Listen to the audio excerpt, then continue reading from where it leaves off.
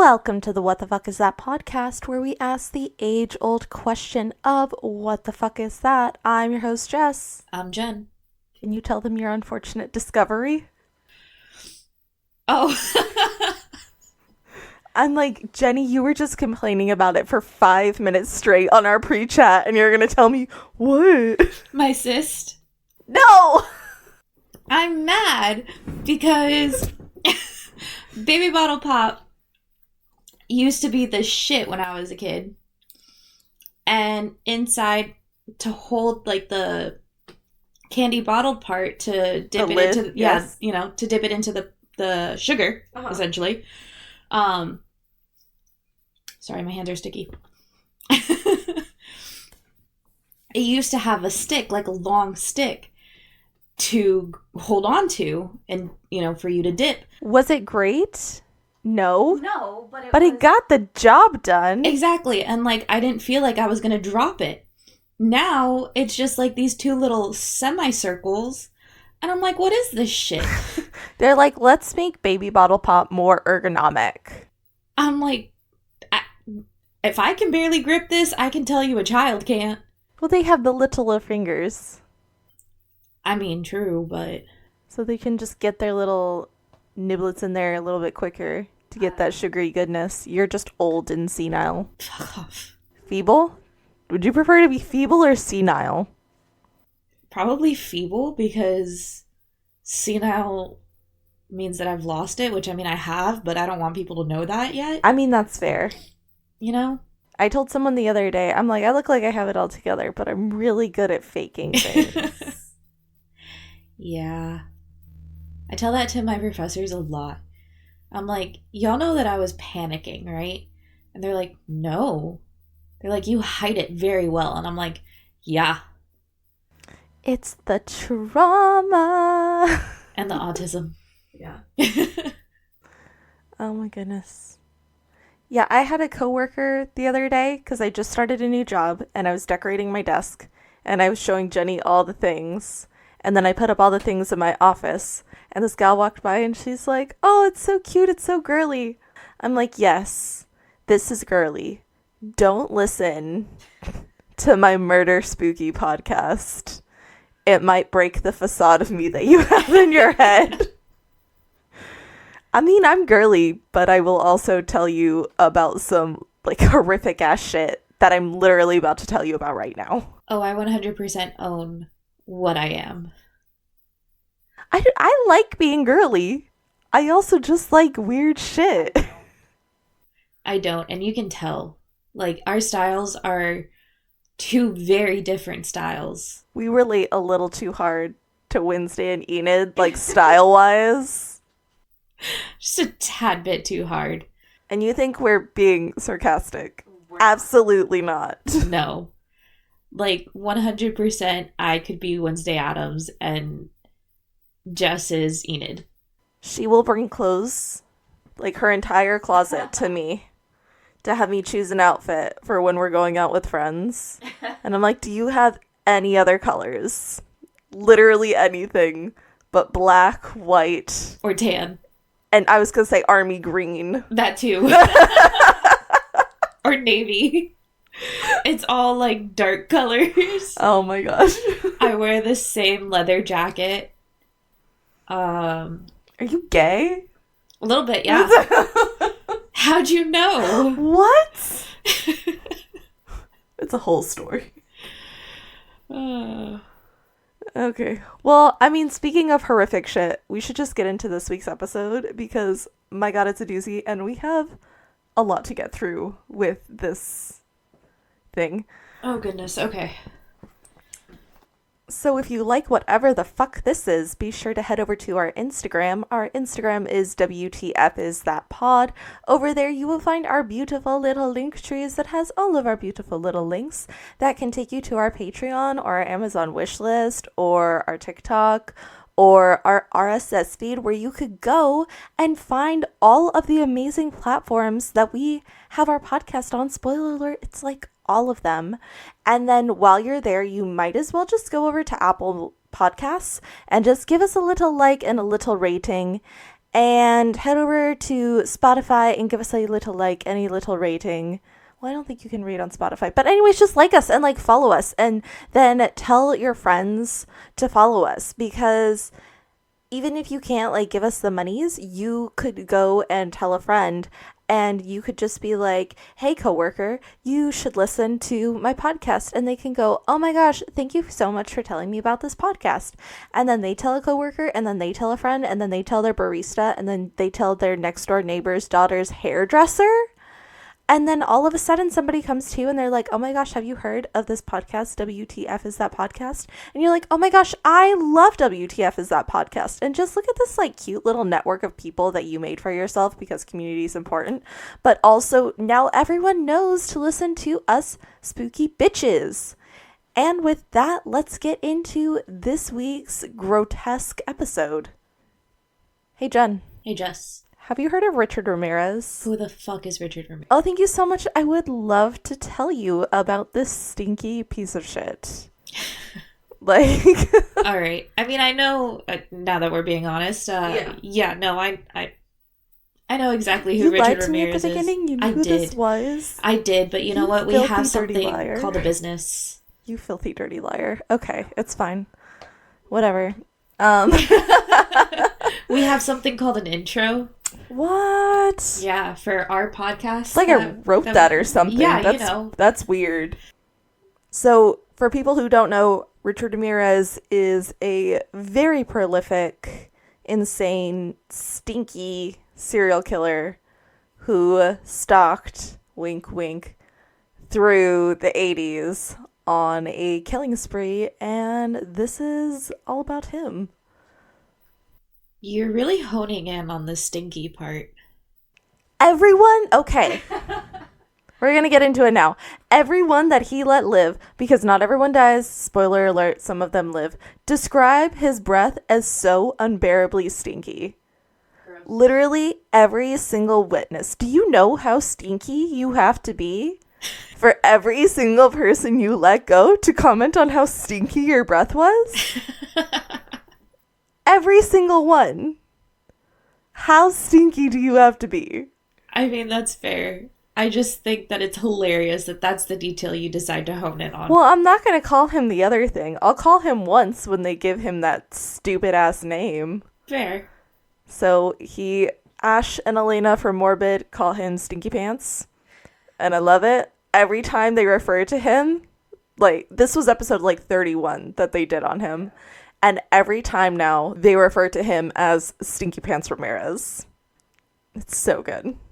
That's hilarious. I know. I love it. It's so good. It's just a part of their lore. It's great. Okay, so back to who Richard was. He was actually born Ricardo Lavea Munoz Ramirez on February 29th, 1960 in El Paso, Texas. He was the fifth child of Mexican immigrants Mercedes and Julian Ramirez. So Mercedes was said to be just fucking gorgeous. I mean, already her name, I really like her name. Oh, I love that name. Yeah. It's stunning. It is. Everyone just said she was drop dead gorgeous.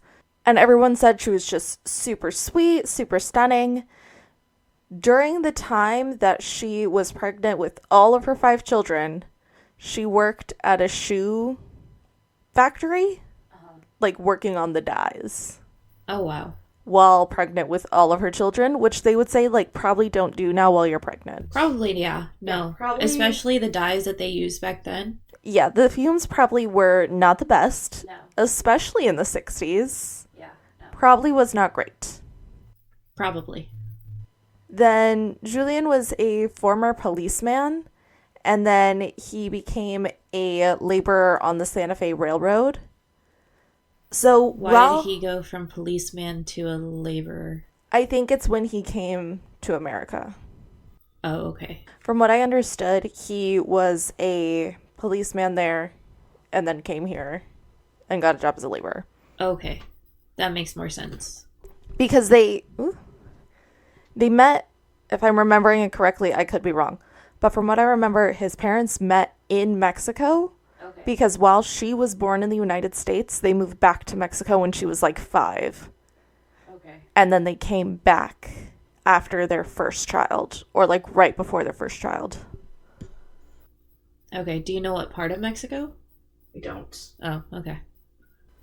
Yes, you're lucky I had that information. Like, that's pretty in-depth information. I don't know, man. I'm sure I read it, but I didn't write it down just because I have so much other stuff. No, I mean, that's fair. It's kind of close to like my grandparents' story where my grandfather was born in Texas, just at the border, like the town right up before the border of Texas and Mexico. So he was a United States citizen, and my grandma was born in Mexico. And they met, I think it was like him vacationing or he had a job or something in Mexico. Oh, okay. Something that got him out there. Yeah. And so when my grandparents got married and when they started having kids, he would travel back and forth to work in the States and like send home money and stuff like that until finally my mom was 2. And that's when they immigrated from Mexico to the United States. Oh, okay. So only one aunt was actually born in the United States. Wow. Yeah. That's impressive. Yeah. But yeah, so I'm pretty sure that's what was happening. Got you. If I'm remembering correctly, like I said, I've read so many things, and this case is so brutal that I was just like, I don't know, maybe that happened. Maybe I just made it up. But anyways, it's a cute love story if I just made it up. Yeah. This is not such a nice story. No. Because Richard's father was known to have fits of anger that caused physical abuse. One of Richard's first memories is of his father beating his own head into the wall until there was like blood running down his face because he couldn't fix something on the car. That's abuse. I mean, like, self-abuse, but yeah. Yeah, so while Richard's dad didn't necessarily hit the kids, he was just explosive and a harsh disciplinarian.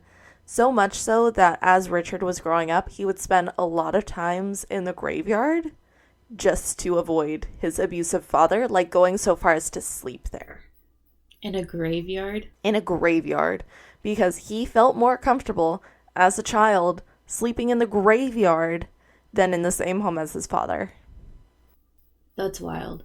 Yeah. And anytime his father would start to get mad, Richard would just run.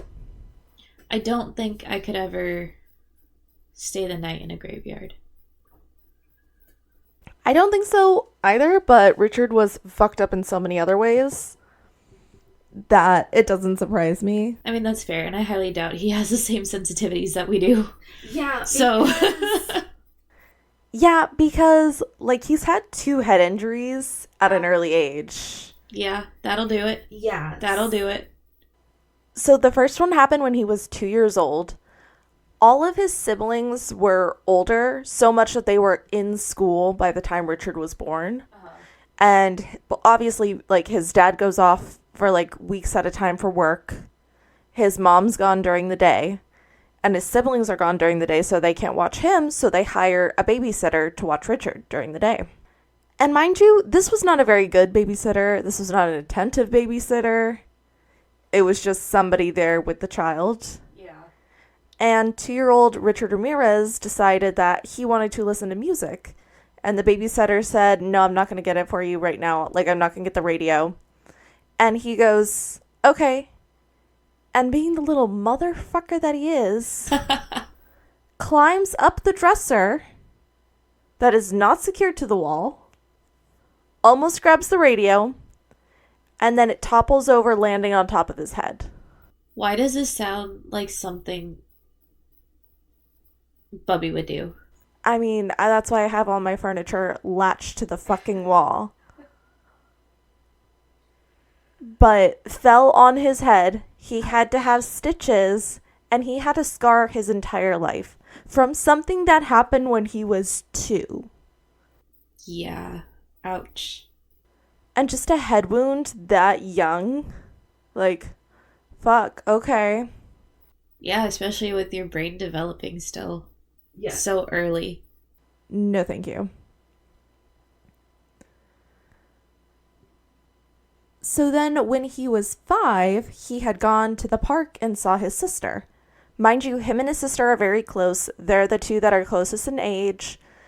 Ruth would take him around and, like, dress him up like a little doll. Because Richard Ramirez was a cute kid. Okay. Like, if you haven't seen baby pictures of Richard Ramirez... I don't think I have. I didn't until I was doing research, and I'm like, that's a cute-ass kid. But everyone said how beautiful his mom was. Yeah. And I genuinely think if he didn't do all the drugs and fucked up shit, then he still would have been pretty attractive. Could see it, yeah. Yeah. And weighed more than, like, 100 pounds soaking wet.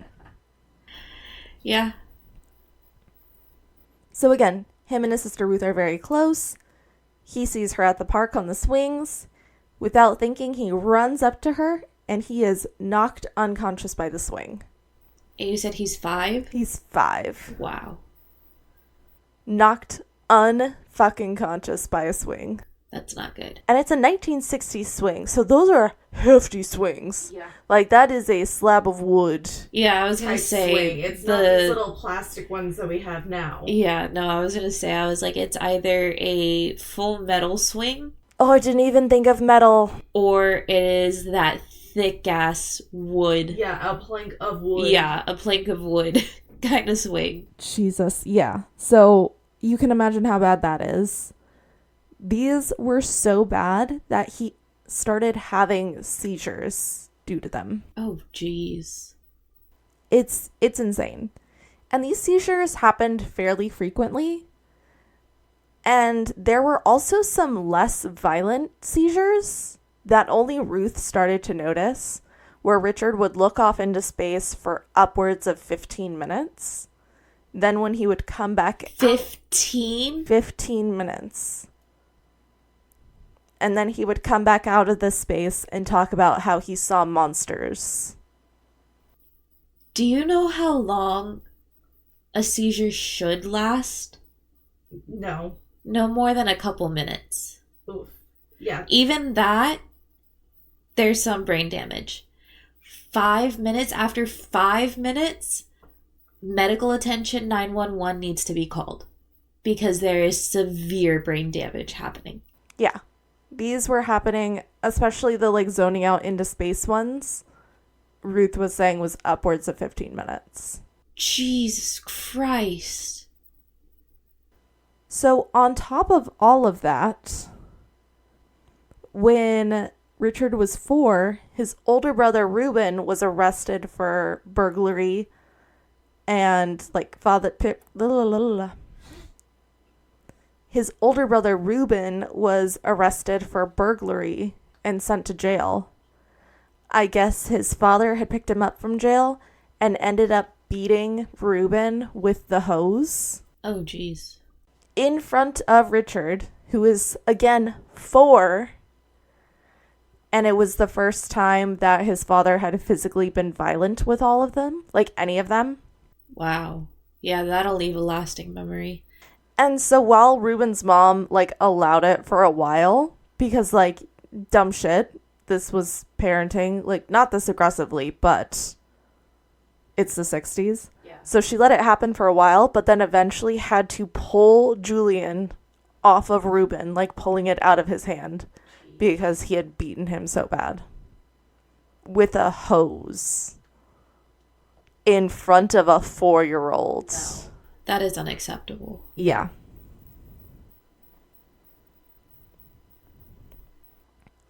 So just to add to the psyche that is going on in this little boy's head, he is about to really hit that tipping point.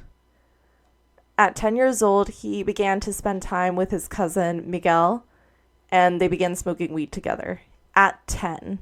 Wow. That's really young. Which Richard also says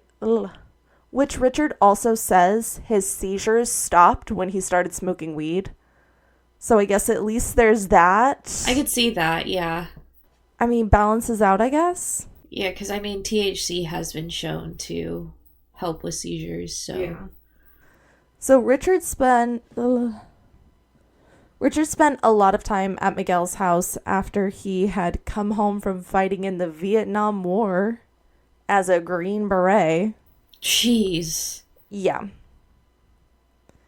He was drafted, went in as a Green Beret, and he began to show pictures of the torture and mutilation he inflicted on the Vietnamese women during that time.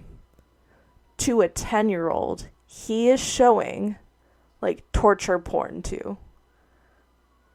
Yeah, that's already, like, that primitive age of starting to get those feelings and those thoughts. The worst part, Miguel would explain to Richard how powerful and strong and manly it made him feel, which to a boy who is afraid of being at home, you're telling him that you felt like you have power. Now we are associating violence and power on top of violence and sex. Yeah. I wonder what ends up happening. Does it say anything about what happens to his cousin? Oh, we'll get there. Okay, it's a whole other trauma. I was like, this is a whole, like... Literally, I'm going to spoiler alert it now. Not the full thing. This cousin is the reason that Richard is the way he is. I will 100% say it's fucking Miguel's fault. I think he might have been a burglar, but I don't think he would have taken it this far. Solid. Yeah, we'll see why. We'll get into it. Okay. So Miguel's showing him all these pictures. He's telling him all these things about how manly he feels. And then he's teaching this little 10-year-old how to sneak around and break into places. No. Because he knew how to do it from his time at Vietnam. No. You don't show a 10-year-old these things. You don't show anyone these things. No. You shouldn't be doing these things. Yeah. Let alone just let it be your own dirty little secret and put it away. Go to therapy. Turn it off like a light switch. What? The Book of Mormon. Oh. That made me think of it. If you have those urges, just turn it off. If you feel like murdering, just turn it off like a light switch. Exactly. It's that easy. In 1973, Richard was sent to go visit his older brother Ruben, who was living in Los Angeles at the time.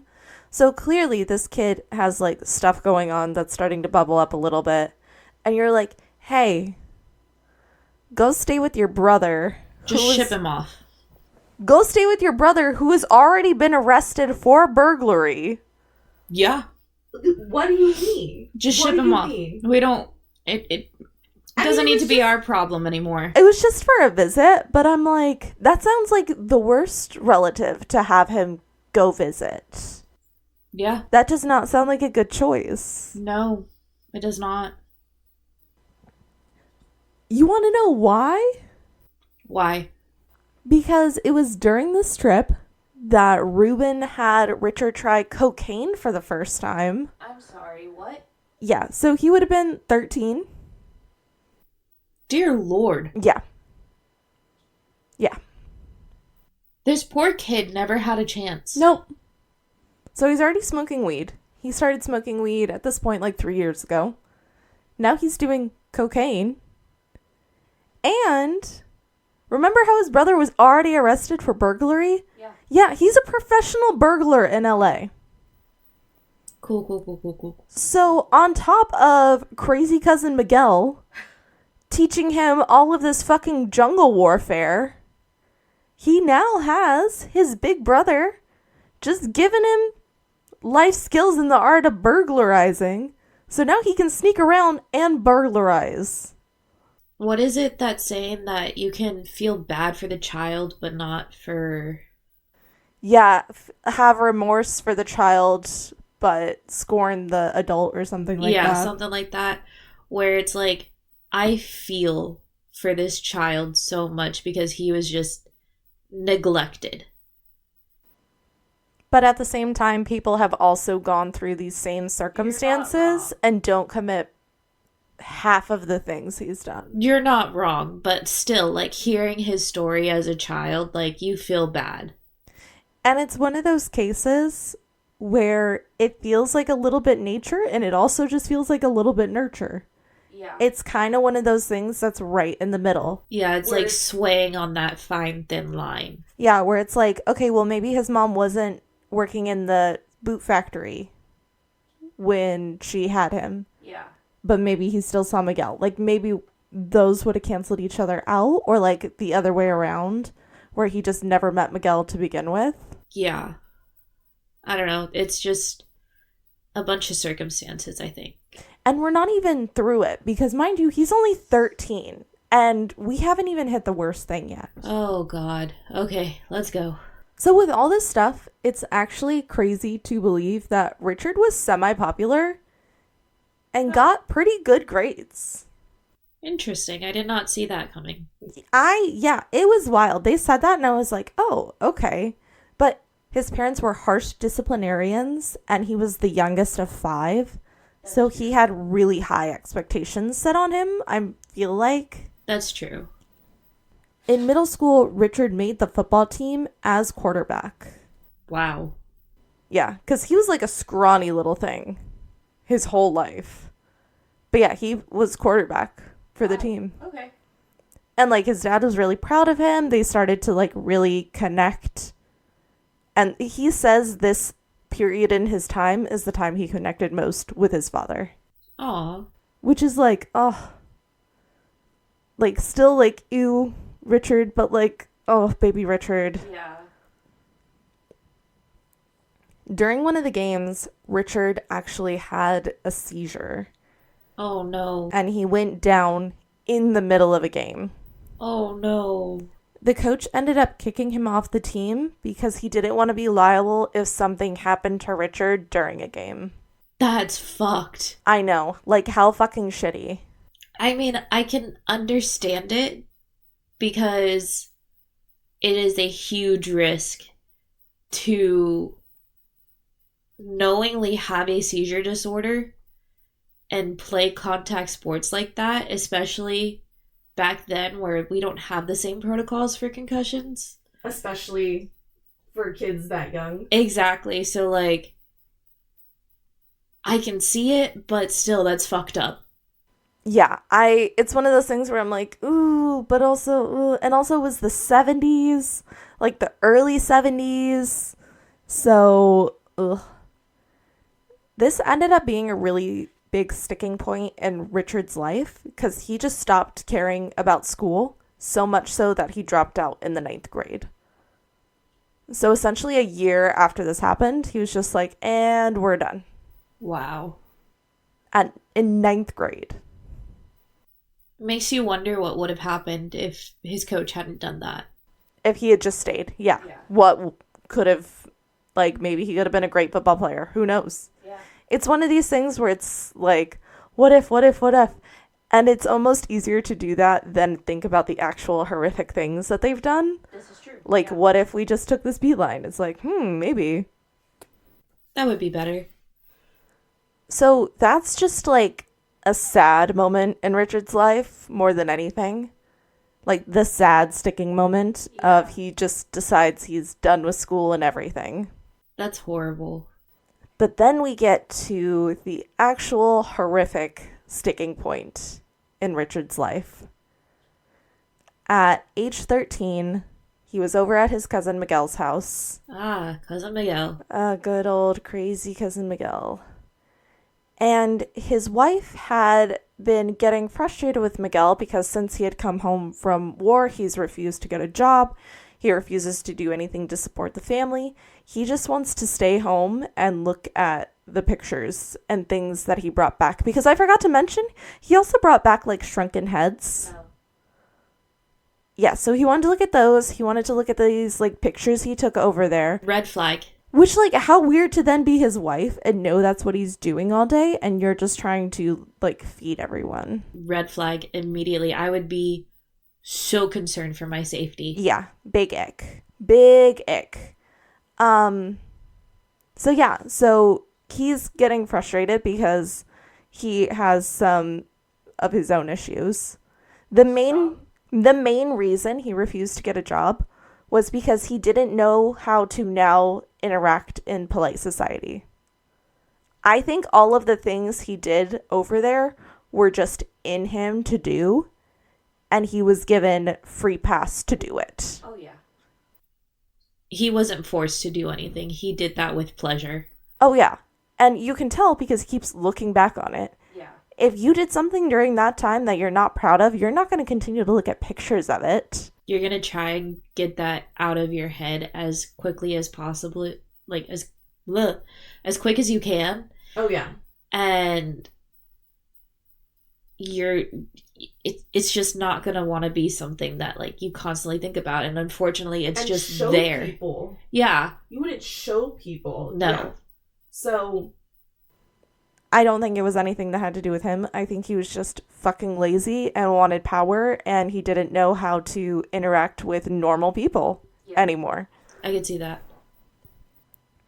So one day she comes home with the groceries, notices that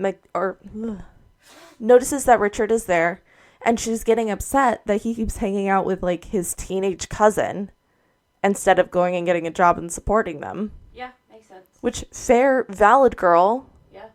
Get it. And she's telling him, like, you need to get a job, and is all over him. And he's, like, yelling at her to shut up. Jeez. And they have this whole fight in front of Richard. Richard is right there. He goes into the kitchen, grabs his gun, and shoots her in the face. His cousin? Or Richard? Miguel shoots his wife in the face. Oh, shit. And she died instantly. Oh, shit. Yeah. In front of Richard, who is 13. Yeah, that's definitely the nail in the coffin. yeah. It gets worse. How? How does it get worse? Because Miguel was found not guilty of murder by reason of insanity and then was released 4 years later. So in other words, Richard is seeing, oh, I could just kill someone and get 4 years and get away with it. Yeah. He also got away with doing all these other things in Vietnam. So clearly the system doesn't work and I can do whatever because no one's going to do anything. Yeah. Which is reasons why, like, Dahmer and Bundy did so many kills that they did, even though they should have gotten caught. Yep. Was because they're just like, nope, no one's looking. No one cares. And then they get it in their head that they can continue. That is absolutely wild. I mean, to take something that is very real and very traumatizing, like using a war veteran's PTSD as... Which is not even PTSD. No, it's not. He enjoyed those things. You can tell. So you know he's not traumatized by the things that he did overseas. Yeah. And to actually use that he was quote-unquote insane. No, he just wanted power, and he wasn't getting it. Wow. Yeah. I think his dick is, like, probably the size of my pinky nail. Probably. Pathetic. So for whatever reason, Richard and his dad were sent to the apartment to, like, look for something in his dead wife's things. Okay. So they went to the apartment. Mind you, when crime scene cleanup comes to clean things up, yeah, they literally just mean, like, they're taking the body. Yeah, so, like, everything else is still there. Yeah. Yeah. So there's still blood on the ground. There's still things out. Yeah. And so Richard walks in. He sees that, knowing what just happened there. And then is told, hey, now go through that dead woman's things. And he remembers feeling such a sense of, like, loving it. Gross. And excitement from it. Gross. Knowing that she had passed away and he was going through her things. which will tie in so much to what he does in his murders. Yeah, that is like foreshadowing everything. Oh, so much. Everything makes so much sense now that we know this happened. Jeez. Shortly after the shooting, Richard moved in with his sister Ruth and her husband Roberto. And at first we're like, oh my gosh, yes, he's with Ruth. This is going to be great. Because Ruth always protected him. They were very close. How does she fuck him up? Oh, she doesn't. Oh, okay. But her obsessive peeping Tom husband Roberto did. Of course. Because he would take Richard along with him to go do his little peeping Tom ways. No. Which again ties in all of these things that he is being taught, all tie in so much to how he is as a murderer. Yeah. Which he's very sporadic, but the things he does all ties into his childhood in such a disgusting way. Wow. No. It's like he's getting taught to be the perfect criminal by people in his family. I just feel bad for the kid, like, going through this, like, regardless of the decisions he made later, like, this kid was set up in such a bad way. And he even says, as a child, he was just plagued by fear. He was so afraid all the time. So to have your senses that heightened all the time, that's not good for your body either. I cannot imagine. Like, already my anxiety is, like, getting heightened just from, like, the idea of that. Like, every single one of your senses being at, like, the absolute maximum all day, every day. Well, and it makes sense then why he started smoking weed at 10 and doing cocaine at 13. Yeah. He was just trying to not feel because he didn't. It's the 60s, 70s. Yeah. They don't have any other resources to teach you how to cope with your feelings or therapy or anything. Yeah, no. Wow. It was shut up and deal or do drugs. Yeah. That was essentially your two options. Yeah.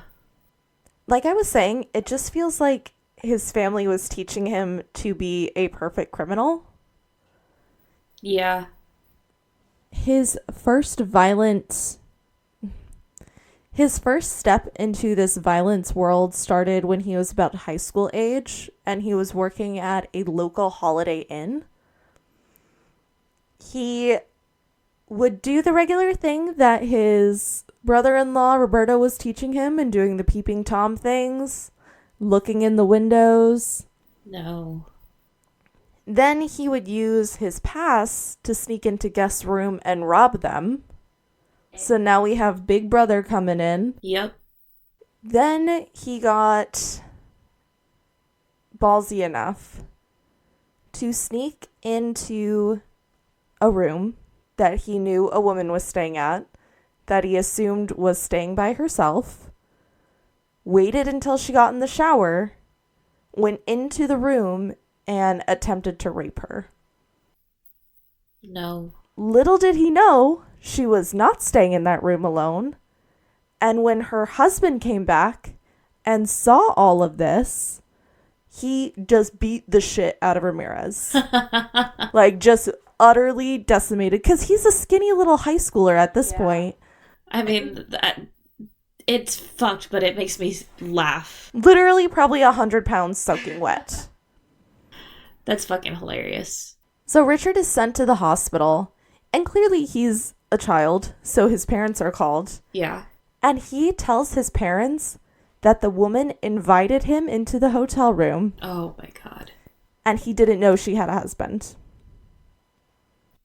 Do people buy that? So he was saying that the husband was just so embarrassed. That's why they didn't say anything. The charges were dropped because the husband and wife refused to testify. Wow. So in his parents' eyes, if they refuse to testify, that means that what their kid is saying is probably true. And they just go with Richard, thinking that he is the victim in this moment. So yet again, he is being shown I can do whatever the fuck I want to do. And I'm not going to get caught. Yeah, I'm going to get away with it. Yeah, because he saw it happen to Miguel, and now it just happened to him. Yeah. So he's like, I can do this. I can just get away with whatever I want. In 1982, at the age of 22, Richard moved to LA with nothing but a backpack and a hat with a couple of things in it. He would get money from stealing and would rent a room when he could at the infamous Cecil Hotel. There it is. Which is why I had to bring it up in another episode. And then while we're here, we are going to take a break before we get into all the horrific shit that he did, because I wasn't going to go on that long about his early life, but I felt like it was all so important to build up Richard as a person. Yeah, all of that seemed very necessary. Because now when we look next week at all of the things he does, it makes it make so much painful sense. All the dots connect. Yeah, it's just like, oh no. Oh no. Oh no. Oh no. So yeah, so we will get into that next week. All right. Yeah, we'll do that one. Okay. I forgot about this one. Are we ready for the disturbing fact? No, because I just had to deal with Stinky Pants, but I know you're going to tell me anyways, so go ahead, I guess. Oh, yes, I am. Apparently, there's a rare culinary delicacy that is a cow's vagina. No, thank you. And apparently it's addicting. Like, it has addicting properties to it. I've heard plenty of people say that about... A cow's vagina? Exactly, yes, that's exactly what I meant. I mean, I've heard of worse things. There's a soup that is super expensive in the Philippines that is bat spit that they disgusting. get from one cave. Never. I have been known to say I'll try anything twice. That's not one of them. No. I think I would gag from this viscosity alone. I will not eat that. I will not eat a cow's vagina. I won't eat balut.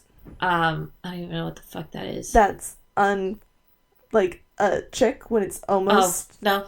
Yeah. Nope, not that. I will not eat a cricket. I tried if it was covered in chocolate. No. I would. No. That's on my list. I am terrified of crickets, one. And so... But, like, if they're covered in chocolate... The idea of one in my mouth? No. Absolutely not. Have you done escargot? I have not, and I don't want to. It's so good. It just tastes like butter. No. It's like when you do... It's the same reason I don't do oysters. I was going to say, it's like oysters where you just have to kind of let it go down your throat. Yeah, no. But it's butter. No, I will not do oysters. I don't do escargot. There's a lot of things. I was going to say, but you're also kind of a picky eater. And I am a very, very, very adventurous eater. Well, okay, so here's the thing. Yes, I am a very picky eater, but also I had undiagnosed autism for the longest time. And so it took a lot for me to, like, start getting out of that and start coping better, I guess, and, like, dealing with my anxieties about texture, taste, like, all this other stuff. So now, as an adult, I have been getting better of at least trying it. You have tried things that I didn't think you would try. And there are things that I didn't think I would even like that I actually eat now. Yeah. But in general, I'm a much more adventurous eater. Oh, 100%. 100%. You could be like, try this thing, and I'll go, great, and then I'll ask what it is. No, like, 100%. For me, I'm like, I need to know what it is, and I need to know the texture. I need to know, like, the consistency. Like, I can't. Nope, somebody tells me... I'm gonna make this... Okay. Yeah, somebody tells me put this in your mouth, and I just put it in my mouth. I don't ask questions. Yeah, I know, slut. It was right there. I had to. Ugh. No, I cannot do it. I'm a very big texture person. Just can't. Maybe one day. Maybe I'll get you there one day. Maybe, but I have been doing a lot better. You have. Maybe when we're like in our 70s and we're on a cruise and I'll be like, do it now, bitch. It's now or never. We're in our 70s. I was going to say, why we're in our 70s, we're fine. It's the future. Everyone lives forever. Because I'm going to kill you on this cruise. I was going to say, I was like, are you going to throw me overboard or something?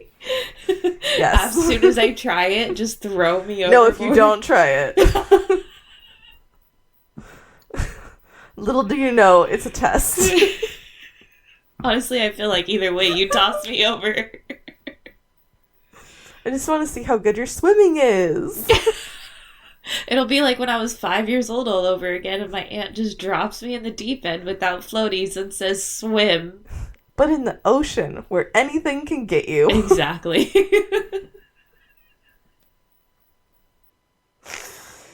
Alright, well, if you like whatever the fuck this is, be sure to head over to our Instagram. Our Instagram is WTFisthatpod. Over there you can find all of our little links and all the places to listen to us and all the places to follow us and all the places to review us. And yeah, thank you so much. Don't let your best friend throw you into the ocean over not eating escargot. Bye. Bye.